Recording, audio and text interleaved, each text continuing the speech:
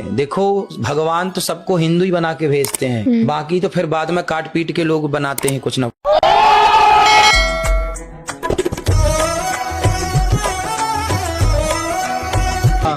प्रेमानंद जी महाराज के सभी भक्तों और समर्थकों के लिए खुशी की बात यह है कि ब्रजवासियों के भारी अनुरोध के बाद आपने प्यार करो मुझे, पर अब ऐसी आंख मत मोड़ो कि पहले अपने आदत डाल दी है। जी जी नहीं, अब बिल्कुल प्रेम है गो बाबा, बकिया मत मोड़ो। नहीं, आपका आना ही काफी, हम कल से शुरू करते हैं। कल ठीक 2 बजे अपने गेट से निकल पड़ेंगे।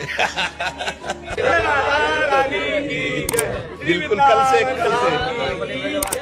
प्रेमानंद जी महाराज ने 17 फरवरी यानी कल रात से फिर से पदयात्रा निकालना शुरू कर दिया है और उसी मार्ग पे निकालना शुरू कर दिया है।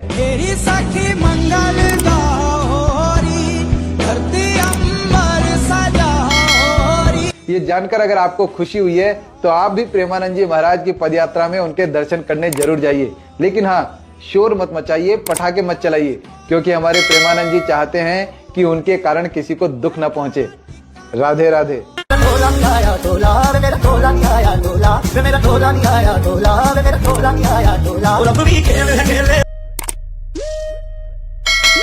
Meanwhile,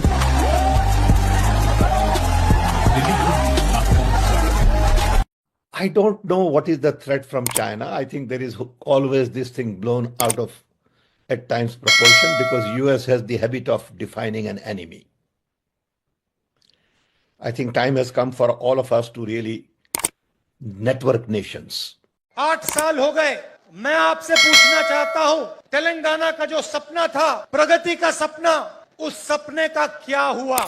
आज यहां पर किसानों की विधवा स्टेज पे हैं, रो रही हैं। ये किसकी जिम्मेदारी है? और ये अकेली नहीं है, ऐसी तेलंगाना में हजारों बहनें हैं जिनके पति ने आत्महत्या की। किसकी जिम्मेदारी है? जैसे ही कांग्रेस पार्टी की यहां सरकार बनेगी, वैसे 2 लाख रुपए का कर्जा माफ होगा और आपको सही एमएसपी मिलनी शुरू हो जाएगी। अब ना काम बनता, भाड़ में जाए जनता। ये मेरे पीछे यमुना में क्या चल रही है? ये यमुना साफ हो रही है। देखो चमचो, यमुना साफ हो रही है। जो तुम्हारे पापा पिछले 10 साल में केजरू नहीं कर पाए, मोदी जी ने 10 दिन में कर दिखाए। देखो चमचो, यमुना साफ हो रही है चमचो। भैया दिल्ली वालों ने 500 रुपए सिलेंडर के चक्कर में पता है फ्री का कितना कुछ गवा दिया। फ्री का बस का टिकट और तो नहीं गवा दिया, फ्री की बिजली, फ्री का पानी, कितना कुछ गवा दिया लोगों ने सिर्फ 500 रुपए सिलेंडर के लिए। अब पता चलेगा बेटा तुम लोग। देखो दीदी, ऐसा है, जरूरी नहीं है आप मुस्लिम हो तो आप बीजेपी से हेट करो। हमारे सनातन धर्म में लड़कियों की बहुत रिस्पेक्ट की जाती है, देवी का रूप माना जाता है, इसलिए मैं आपको रिप्लाई भी उसी तरीके से दूंगा, विद रिस्पेक्ट। कभी कभी बीजेपी के किए हुए अच्छे काम भी गिना दिया करो यार। आप बोल रहे हो कि फ्री की बस मिलना बंद हो जाएगी, ऐसा वैसा हो जाएगा, ऐसा कुछ नहीं होगा यार। जो स्कीम्स वहाँ पे लागू है वो लागू रहेंगी, अभी भी रहेंगी, बीजेपी जीत गई है उसके बाद भी। और वैसे आपकी इन्फॉर्मेशन के हिसाब से आपको बता दूं, जो 10 साल से यमुना की सफाई नहीं हुई है ना, अभी दिल्ली का सीएम भी डिसाइड नहीं हुआ है कि बीजेपी किसको सीएम बनाएगी, उसके बाद भी यमुना की सफाई स्टार्ट हो गई है। तो कभी अच्छे काम भी गिना दिया करो यार। तो दीदी, दिल्ली वालों को समझ में आ जाएगा कौन काम कर रहा है और कौन नहीं कर रहा, आपको बताने की जरूरत नहीं है। बताओ, तुम में से पहले मरना कौन चाहता है? पता नहीं, ऐसे डेंजरस सिचुएशन में मैं ऑटोमेटिकली आगे कैसे आ जाता हूँ। देखिए, महाकुंभ कोई शब्द नहीं है, लेकिन इन्होंने क्योंकि महाआयोजन के लिए बहुत सारा पैसा निकालना था, इसलिए पैसे को बर्बादी करनी थी, इसलिए नाम भी इन्होंने महाआयोजन दिया और लोगों को गुमराह किया गया। 144 वर्ष बाद हो रहा है। ये सब दोगलापन है, मैं तेरा दोगलापन उतारता हूँ। अब इस महाकुंभ में कोई दिक्कत नहीं आनी चाहिए, किसी को परेशानी नहीं आनी चाहिए। तो मैं कह सकता हूँ, मेरा सौभाग्य है कि मेरे से पहले नेताजी को कुंभ करने का मौका मिला और उसके बाद मुझे महाकुंभ के आयोजन करने का मौका मिला। देखिए, महाकुंभ कोई शब्द नहीं है। सारी उम्र में जो मैंने अभी एक वीडियो देखा जिसमें एकनाथ शिंदे एक दरगाह पे जाके आरती कर रहा है। मतलब इससे पता नहीं हमारे देश में कौन सी भुखमरी महंगाई कम हो रही है, पता नहीं कौन सी बेरोजगारी कम हो रही है, पता नहीं कौन सी जीडीपी ग्रोथ बढ़ रही है ये करने से। पर अगर बढ़ रही है तो बता दो, मैं भी जाके कर। अभी बदत है भाई, अभी बदत है। दीदी भैया, तेरा ऐसे आके रोज स्क्रिप्ट फॉलो करके भौंकने से भी कोई फर्क नहीं पड़ रहा है देश के जीडीपी में। और वैसे आज एक दरगाह में पूजा हो रही है तो तुम जैसे गवारों को मिर्ची लग रही है। इतने सालों से जो मंदिरों को तोड़कर उसके ऊपर मस्जिद बनाए गए हैं, उस पे तो हमेशा चुप रहते हो तुम लोग। वक्फ बोर्ड को सपोर्ट करते हो तुम लोग। कब सुधरोगे यार? अंधा तो होता है पर इतना अंधा नहीं होना चाहिए कि ISI तक उसके तार जुड़े हों और आप स्वयं को टाइगर जिंदा है का सलमान खान मानने लगे। असम के सांसद गौरव गोगोई के जीवन में सोरोस के फंड से चलने वाली संस्थाओं के लिए काम करने वाली ब्रिटिश पासपोर्टधारी पत्नी एलिजाबेथ कोलबर्न आई और उन्हें अचानक से पाकिस्तान उच्चायोग से दामादों वाली ट्रीटमेंट मिलने लगी। उस समय न तो वो सरकार के किसी विदेश नीति संबंध समिति के सदस्य थे, न कांग्रेस पार्टी के फॉरेन अफेयर्स सेल के। कोलबर्न के करियर का आरंभ पाकिस्तान परस्त अमेरिकी सीनेटर टॉम उडाल के साथ काम करने से हुआ था। सोरोस इसके कैंपेन का बहुत बड़ा दानदाता था। एलिजाबेथ का पाक कनेक्शन यह है कि वो लंबे समय तक लीड पाकिस्तान नामक Soros funded NGO network CDKN से जुड़ी रही, जिसमें सुपरवाइजर अली तौकीर शेख थे, जिसके संबंध ISI से हैं। लेकिन इससे तो कुछ सिद्ध नहीं होता। पर विवाहोपरांत जमाई राजा गौरव जी पाकिस्तानी उच्चायुक्त अब्दुल बासित से मिलने के बाद अचानक से भारतीय कोस्ट गार्ड के पास कितने रडार हैं, रक्षा हथियार उत्पादन फैक्ट्रियां, एरोनॉटिकल डिफेंस, ईरान व्यापार मार्ग से लेकर कश्मीरी विद्यार्थियों के डिटेल और चर्च पर हमलों पर संसद में प्रश्न पूछने लगे। इनके स्टार्टअप पॉलिसी फॉर यूथ ने BSF द्वारा अवैध बांग्लादेशियों के साथ हुए कथित दुर्व्यवहार पर द हिंदू में लेख लिखा। ये सारे एजेंडे ISI के इन्फोवार का हिस्सा होते हैं। एलिजाबेथ की सिस्टर इन लॉ सुसान डेबोस भारत में ईसाई कन्वर्जन में संलिप्त संस्थाओं से जुड़ी हैं, जिसे सोरोस और USAID से फंडेड बताया जाता है। कांग्रेसी नेताओं का विदेश प्रेम तो छुपा है नहीं, पर गोगोई जी से यह प्रश्न है कि उनकी पत्नी ने 10 वर्ष बाद भी भारतीय नागरिकता क्यों नहीं ली। गोगोई जब भी पाक उच्चायोग गए तो विदेश मंत्रालय को कभी भी वहां जो हुआ उसकी सूचना क्यों नहीं दी। संसद में सेना और रक्षा से संबंधित प्रश्न क्या पाकिस्तान के कहने पर पूछे जाते रहे। और सबसे बड़ा प्रश्न यह है कि भारत के बड़े राजनीतिक परिवार में कोई एक विदेशी मोहरा फिट किया जा चुका है। दिल्ली में यमुना की सफाई का काम शुरू हो चुका है और इस वक्त हम मौजूद हैं वासुदेव घाट पर, जहां आप देख सकते हैं कि पीछे मशीन्स डिप्लॉय कर दी गई हैं। यहां पर स्किमर्स लगाए गए हैं, वीड हार्वेस्टर्स हैं, तमाम आधुनिक उपकरण यहां पर लगाए गए हैं, जिनके जरिए यमुना की सफाई को शुरू कर दिया गया। ये समय रैना को क्या हुआ भाई? इतनी जोर जोर से गालियां दे रहे थे और पता नहीं क्या क्या बोल रहे थे और वहां पर लड़कियों से भी गंदी गंदी बद्दी बद्दी बातें बुलवा रहे थे। और हमारा जो है वो पॉडकास्टर यानी कि अल्लाह बादिया, जिसने एक बार मजाक करते हुए कहा था कि साहब मैं प्रयागराजिया नहीं बनूंगा। क्यों? अल्लाह का बंदा है तो कैसे बन जाए? पूरा लेफ्टिस्ट पता नहीं कहाँ से हमारे जो है वो राइट विंगर उसके चक्कर में आ गए और जाके उसके यहाँ अपने पॉडकास्ट करवा के और उसको एक लेजिटिमेसी दे दी। लेकिन अब समय रैना साहब ने सारे के सारे अपने वीडियो जो है वो हटा दिए। अरे भाई यूट्यूब हटा देता तो हम समझ सकते थे, आप क्यों डर गए? आप सारे के सारे क्यों हटा दिए? थोड़ा बहुत तो मादा रखना चाहिए ना। जब आप ये सब बना रहे थे तब नहीं सोचा था कि भैया इसका क्या का जो है वो क्या इफेक्ट होगा, क्या इम्पैक्ट होगा और क्या प्रतिक्रिया होगी? अब क्यों डर गए? केरला एक राज्य है दक्षिण का, आप कहेंगे कि केरला में तो मैं हूं ही नहीं। क्या है भाजपा का? जरा कोई बताएगा? यहाँ अंडा है। ठीक है, अंडा है, अंडा अंडा जिस अंडे की बात इन्होंने की है। ठीक है, समझ गया। अब आप कहेंगे कि ये तो साउथ में भाई अंडा है मेरा, मैं तो पूरे देश का और विश्व का सबसे बड़ा पार्टी भाजपा दावा करती है। सिक्किम में इनकी सरकार है एनडीए की, वहां भाजपा कितना है? अंडा है। पर्सनालिटी के हिसाब से कुछ ज्यादा नहीं बोल रहा। पंजाब में कितना है? 117 सीट में केवल 2 है। और फिर मैं साउथ ले जाता हूं, दक्षिण में तमिलनाडु 234 में मात्र 4 है। अंडा या 2 है या 4 है ये मैटर नहीं करता। मैटर करता है आपने जन मुद्दों पर क्या अपनी बात रखी। रुको जरा, सबर करो। पर यहाँ कभी पहले कभी 15-15 साल राज किया है ना क्या इन्होंने? Bye bye, tata. आपको पता है कि औरंगजेब के दिल में मराठों की इतनी दहशत थी कि उनके डर से ये लंगड़ा हो गया था। मराठों ने तो उसकी जिंदगी बर्बाद करके रखी थी, तो 27 साल तंबुओं में गुजारा उसने। तो एक रात तंबुओं में बने शौचालय में वो गया था, पिछवाड़े से कुछ और निकालने गया था, लेकिन मराठाओं के डर से उसकी पिछवाड़ी फट गई।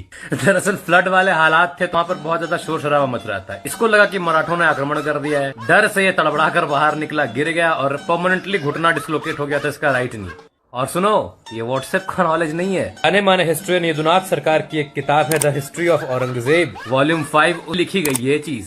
सीएम रहते 50 करोड़ सनातनियों को इकट्ठा करने की क्षमता है। सोचो जिस दिन पीएम बनेगा उस दिन नजारा क्या होगा। जय श्री राम। आते 2 हैट्रिक बताऊंगा, आप तय करिए कौन सी हैट्रिक बेहतर है। एक हैट्रिक नरेंद्र मोदी जी ने लगाई, 62 साल बाद 3 बार लगातार कोई प्रधानमंत्री बना तो नरेंद्र मोदी जी, और 3 प्रदेश के चुनाव मैं बताता हूं। हरियाणा हम जीते कह रहे थे कांग्रेस भाई जीतेगी। दिल्ली के सीएम पे महाराष्ट्र बात कर लो हम यार, जीते दिल्ली पे डिबेट और करने तीसरा के लिए दिल्ली खड़े हुए जीते। दिल्ली दिल्ली कर रहे हैं। दिल्ली तो इनका ये हाल कर बताइए दिया ना, दो आपके लिए। मुख्यमंत्री दिल्ली के क्यों हैं? कितनी तरह बताइए। अरे आलोक माइक नीचे कीजिए प्लीज बात मानिए सर। बौखलाए हुए आप राजस्थान और मध्य प्रदेश को कौन लेके आया? कौन भक्तो हमारे मुसलमानों के धर्म की एक सच्चाई ये भी है। मेरी राशि जवानी मेरा पारा गोरी क्या सीन है। में लगा के कुडे पे वाह क्या सीन है। दीदी वाह दीदी। नहीं अब्दुल, उन्हें जानता है तू सिया बखबोर्ड के अध्यक्ष को? वसीम रिजवी? हाँ जानते हैं ना, पर अब वो वसीम रिजवी कहाँ रहे? अब तो वो जितेंद्र नारायण त्यागी हो गए। हाँ भाई जानते हैं। उन्होंने महाकुंभ में ऐलान किया है। क्या? जो भी मुसलमान कट्टरपंथी को छोड़ के सनातन धर्म को ज्वाइन करेगा उसे 3000 रुपए महीने मिलेंगे। 2 मिनट दो।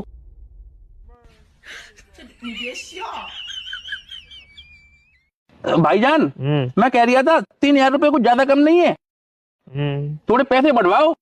इतने तो हमारी बेगम एक रात में पैसे कमा लेती है।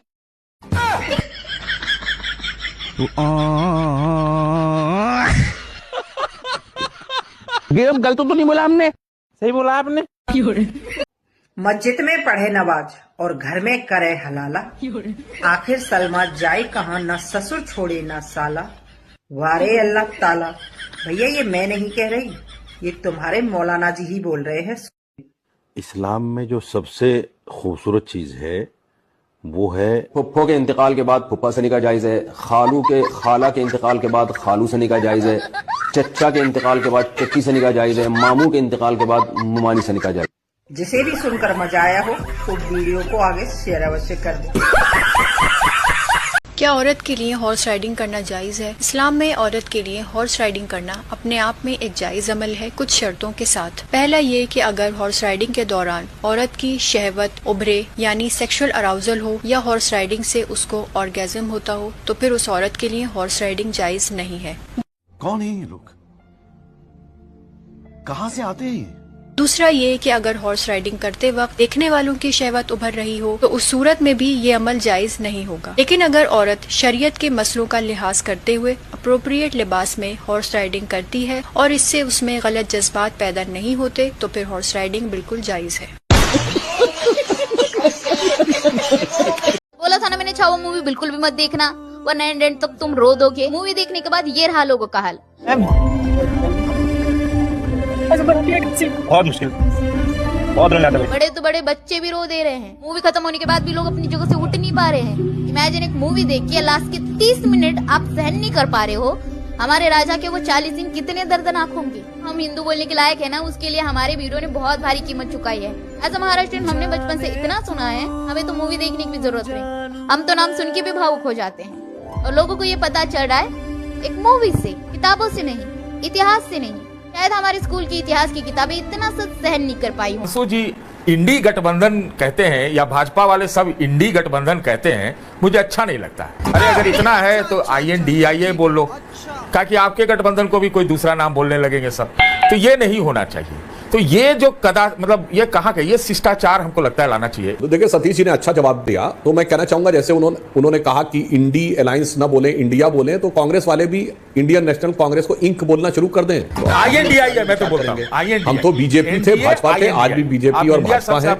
और NDA हम 1998 से हैं। यूपीए तो सुनिए महोदय, इंडिया तो छोड़िए, ये यूपीए 2004 में बना था। अब यूपीए का हुआ क्या है ये नहीं पता चल रहा है। उसका तर्पण हो गया है या वो मानसून ऑफर में बह गया है या अंतिम संस्कार हो गया है, ये पता नहीं लग रहा है। तो वो एक अलग विषय है। कैसी लगी साजिद साहब? आप देखें कि अल्लाह और उसका मैसेंजर वादा खिलाफी क्यों कर गया? एक छोटे से पपी की वजह से। Then Mohammed cast a glance and found a puppy अपने पलंग के नीचे एंड सेड, और कहा आयशा ये कुत्ते का बच्चा कब आया यहाँ पे? शी सेड बाय अल्लाह, अल्लाह की कसम आई डू नॉट नो। तो फिर उसने कहा यार एक पपी को यहाँ से निकाल दो प्लीज। देन जिब्राइल केम, उसी वक्त जिब्राइल आ गया और अल्लाह मैसेंजर ने कहा यू प्रॉमिस्ड मी, तूने मुझे वादा किया था गधे के बच्चे, और मैं इंतजार किया but you did not come, लेकिन तू आया ही नहीं। नहीं। उसके ऊपर जिब्राइल बोला तेरे घर में कुत्ता था, मैं डर गया। अरे मैं डर गया। यार साजिद, बात ये है इतना बड़ा अल्लाह जिसने पूरी दुनिया बनाई है, उसका इतना बड़ा जिब्राइल जो आता है तो 600 पंखों के साथ आता है और उसके पंख मशरिक से लेके मगरिब तक होते हैं। वो जिब्राइल एक छोटे से पपी की वजह से घर में दाखिल नहीं हुआ। क्या इंसान की तस्वीर अगर घर में लगी हो तो घर में फरिश्ते नहीं आते? ये रिवायत भी लोगों में बहुत ज्यादा मशहूर है, जबकि ये रिवायत इंसान की तस्वीर के लिए नहीं है बल्कि सिर्फ कुत्ते की तस्वीर के लिए है। यानी अगर किसी घर में कोई कुत्ता मौजूद है या कुत्ते की तस्वीर भी है तो उस घर में फरिश्ते नहीं आते।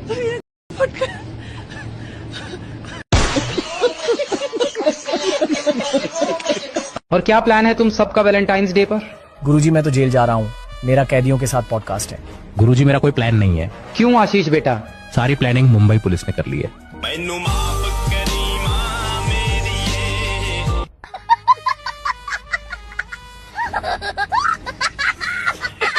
की भी मांग लगातार आप लोग कर रहे हैं, तो इसकी भी चर्चा होगी। सनातन बोर्ड हो या ना हो पर बकवोट बंद हो, अरे हिंदू राष्ट्र बन जाए, हम सब बनवाएं।